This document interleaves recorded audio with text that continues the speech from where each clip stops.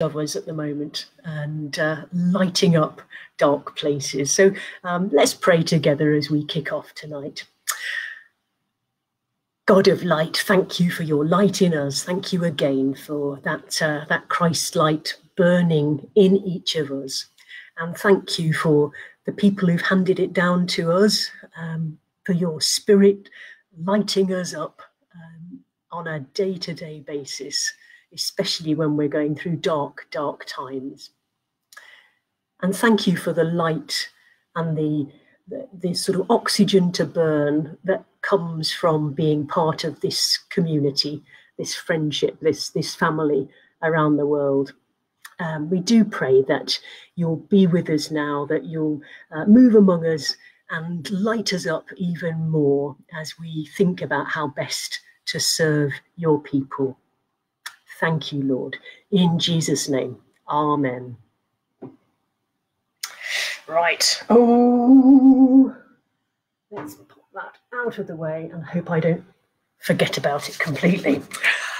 Some more people have joined in, and it's no good laughing about how to pronounce Dao, Giti Bay. Someone will tell me, or I shall look it up on eBay, on Wikipedia. Leo, great that you're with us. Really great. Thank you for joining us. That's fantastic. And Sheila from Pennycook. See, I can pronounce that. Yeah. And Roberta from Oregon, hooray. And Ruth here again. And thank you, thank God, for creativity. Absolutely, absolutely. I thought we might do something a little bit different from just sitting musing, and that's why we need a bit of paper. So if you've got your paper, a lot of you will have done this before and will be way ahead of me as I try and do it with the camera there. But we're going to try and make something from this piece of paper. Here we go. Aha, you see Sheila is helping me out here. Dalgete. Thank you. Thank you very much. There we go. You learn something new every day. This morning I found out where Woy Woy is. Who knew? Someone from Woy Woy in Australia. It's in Queensland. No, New South Wales. There we go. Anyway, let's see if we can make this together as we go along. Right, take a piece of paper, portrait way, and fold it in half. There we go. Lengthways. All right. Make a nice sharp crease. And then with it folded in half, fold it sideways as well. There we go. And you don't need too much of a crease there. And then open it out again. And then that means you've got your center marker now. So very simply fold over your one side to meet the fold down the middle. And then repeat it so that it's symmetrical there. And you should have a sort of basis of the paper hat. Are we getting there? Ta-da! Oh, and Mike. Hi. It's Mel from Cleveland. Wonderful. So we've got our little paper hat there. And now take the inside of that, and you're just going to fold up one flap onto itself on one side, like so. Oh, it gets more like Blue Peter every day. And then turn it round and fold up the other side to match it. There we go. So we have got now a paper hat, which in itself is a thing of beauty. But we're going further because there is no holding us, frankly. Thumbs inside, and then just pull it open and flat so that it makes a square like so, and just tuck in the flappy bits that are sticking out. You should end up with a square like that. Okay. And then you, oh, I know, you, how many times have I done this? How many times have you done this? Then fold up one flap on one side so that you've got an open space underneath there. Your thumb goes up the middle, and squish that down to make a triangle, and then turn it round and squish this up. What is this woman doing? You're saying to yourself, why? Why are we being forced to do origami online when we wanted theology and intellectual pursuits? Bear with, folks, bear with. Okay, so we should have something like that. And then go inside it again with your thumbs and flatten it out again into a square. And then we're nearly there. One more step, because we're going to have the open end at the top. And if you grab hold of the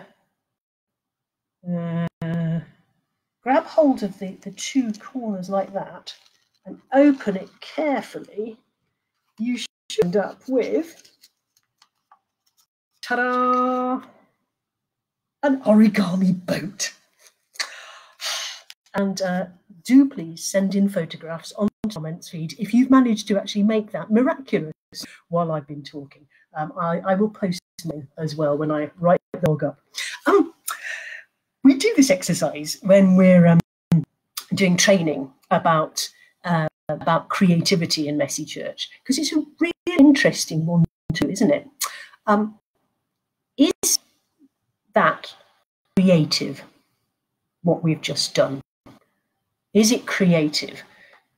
You could say, well, yes, it is. We've taken a piece of paper and we've folded it in an intricate way, and we've made something new out of it, and potentially beautiful. So that's obviously creative, because we created something. On the other hand, it's a pattern that somebody else has invented, and all I've done and you've done is put some instructions to get to the finished item. In terms of kind of creativity, adaptability, changing things, developing things, that's actually not terribly creative at all. Really interesting, isn't it? Because actually I find that although I don't think it's a terribly creative thing to do, it's a very obedient thing to do, I actually find it deeply, deeply satisfying to make something like this paper boat by following the instructions.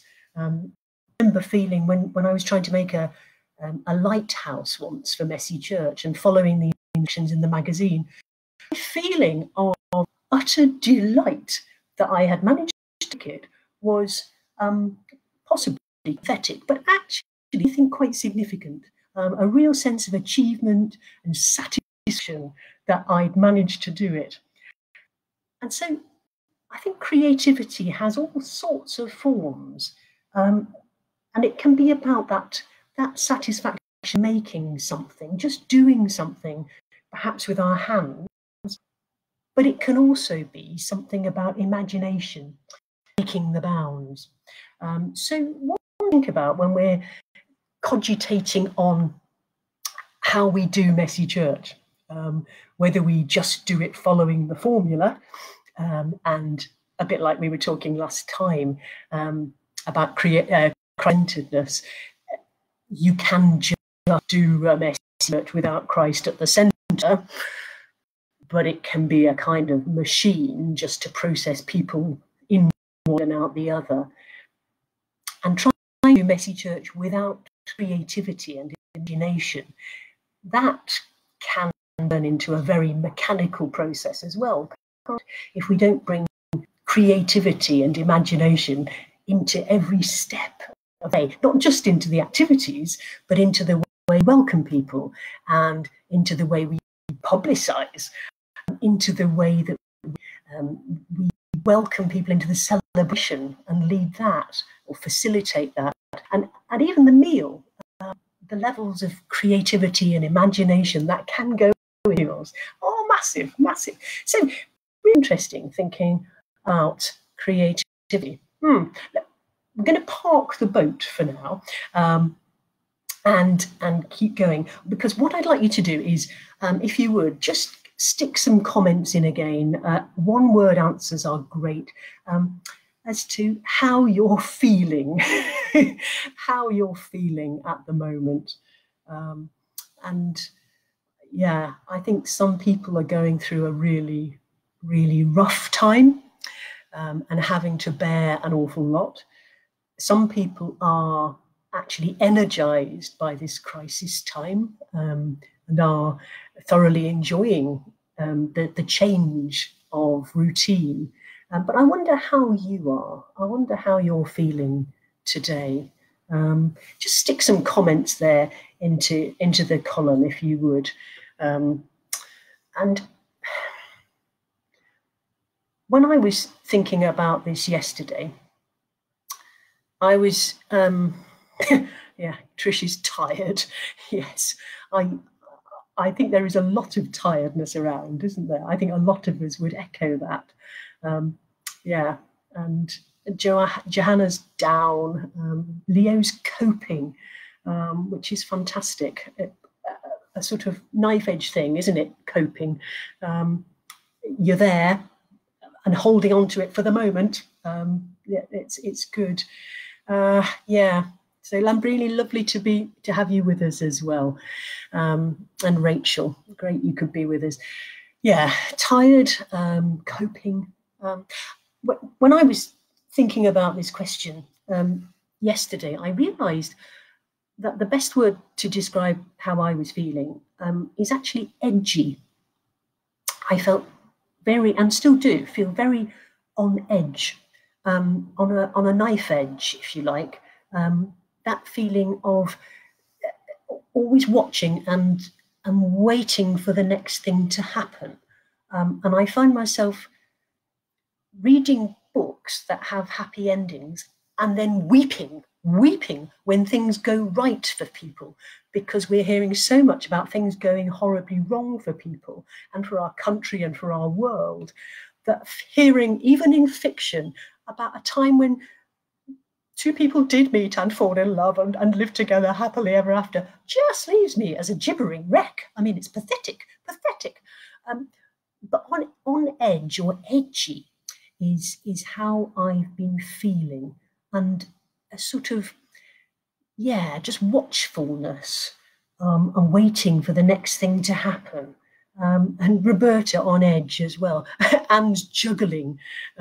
Yeah, lots to just plates to keep spinning, things to keep in the air, things to keep thinking about.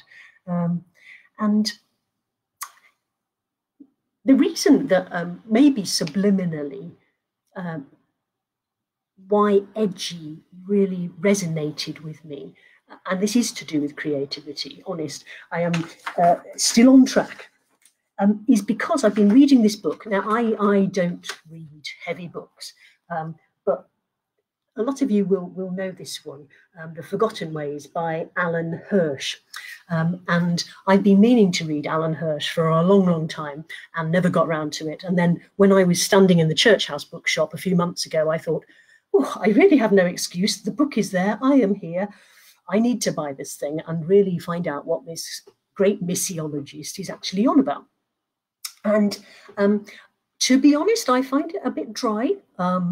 I find it quite theoretical, and he doesn't put much practical example in, and he certainly doesn't read many women theologians that I can get my head around or that I can see in this book.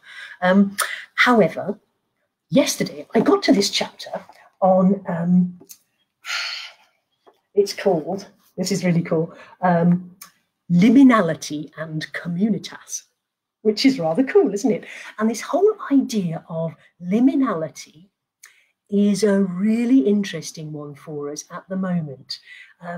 It made sense of my feeling of edginess, because it's a long chapter and I can't do it justice. But what he's talking about is saying that actually living organisms like the church actually are meant to be on the edge of existence. They're meant to be on the edge of things, to develop and to kind of become better, and stronger and more resilient, but he explores that more as well, to be more alive. Living things automatically, sort of, it's built into us to go towards the edge. And if we're comfortable and safe and secure, he says, then actually we're in equilibrium, and that can be a very dangerous place because all our guards are down, we're relaxed, we're safe, we get flabby, we get sort of too secure, and we don't have that drive that you get at the edge to adapt and to create and to develop in new ways. And I think that's a really interesting concept, don't you, of this times like this lockdown, this terrible catastrophe hitting our country. Actually, it is a tragedy and a catastrophe, of course it is, but human beings can actually find out more about life through that. It's an opportunity to be at the edge, to feel the edginess of not knowing the future, not having our old securities, and to imagine the future that we would like to have and shape our present around that vision of a future. It's very interesting, isn't it? And he talks about communitas as well, this idea that you actually come closer as a community by going out to the edge together and having to create something new together. You don't get that tight community, that deep level of commitment to each other by sitting cozily in a church, in the structures that you've always had. You have to go to somewhere edgy together and face this thing together and come up with solutions that you might never have thought of if you hadn't been pushed to the edges.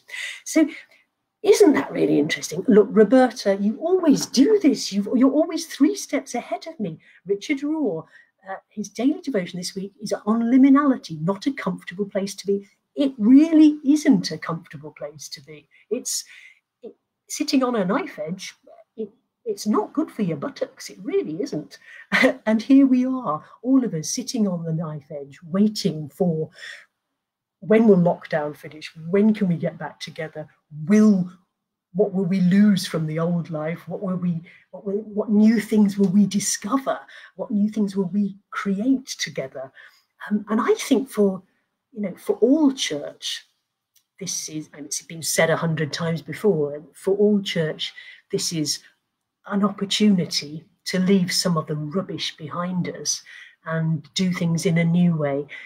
Perhaps together we can think about this for Messy Church as well. What opportunity is God giving us? What creative space is he giving us to adapt and develop into something that we would never have had the impetus to do if we hadn't been forced into it?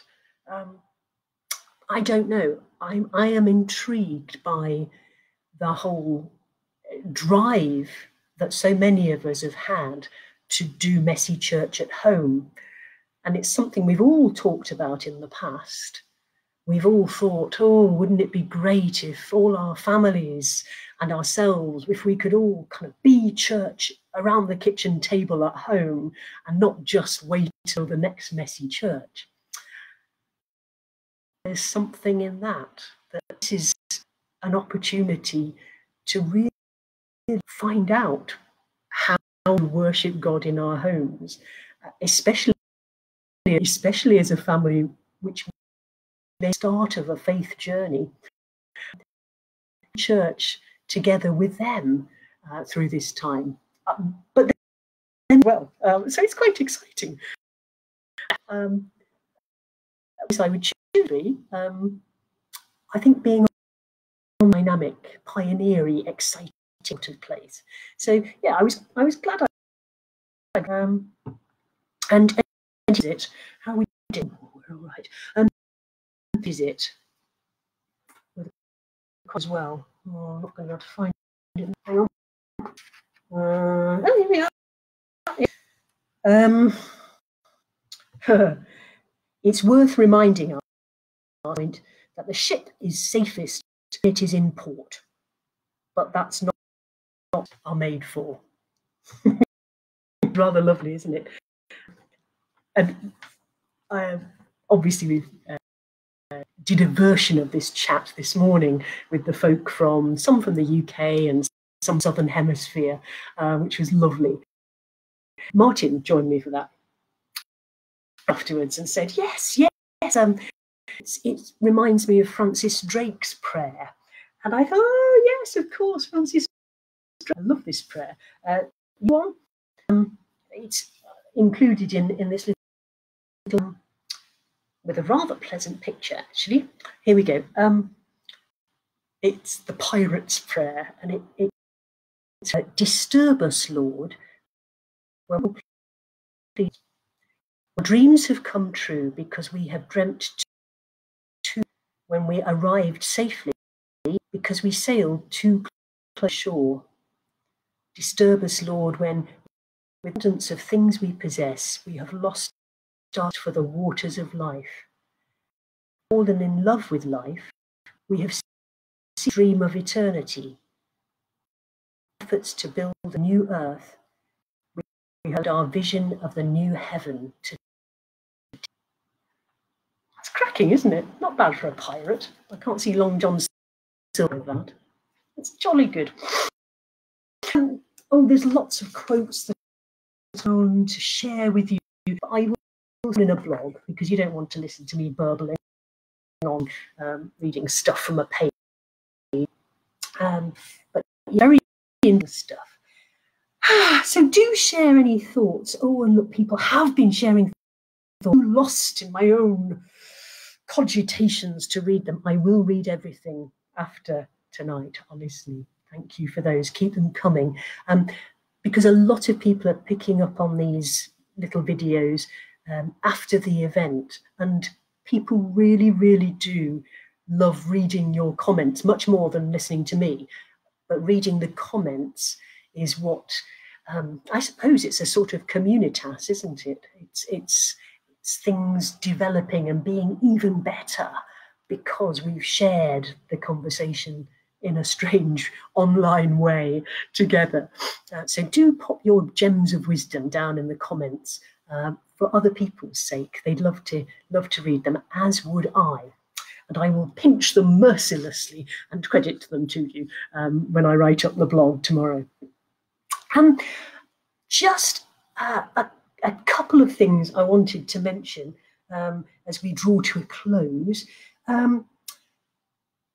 Three things. I used one of the messy mini books just now. There's a whole series of these. They're blue and yellow and green and purple and red. Anyway, BRF has been hearing a lot from the network, not just the Messy Church network, but from other networks as well, about how there's an enormous number of people searching on the web for how to pray. And these really big questions are coming up from people all over the place. And so the family prayer time book and the other messy mini books, quite useful for people who aren't already in a sort of habit of praying. It introduces people to prayer. So BRF has got an offer at the moment on messy mini books, and I can't remember the details, but if you look on this Facebook page, then I posted the link a few minutes ago, so it should be somewhere nearby, quite easy to find. Hi Vicky, lovely to see you there. Oh, and great that Ruben's been doing a messy Zoom. Fantastic, that's really good, really good. So do have a look out for that offer in case it's helpful to any of your families at the moment.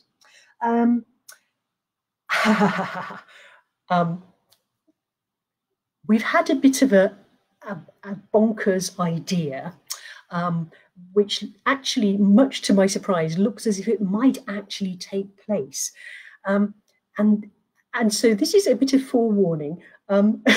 This is really in the very early stages, but it will be happening around Ascension Day, which is the 21st of May.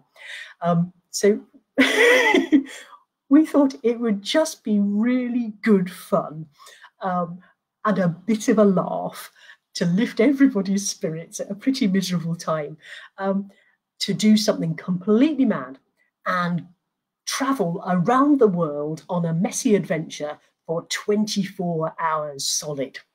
So we're going to give an hour of that 24 hours between midday UK time on May the 20th and midday on Ascension Day, the Thursday.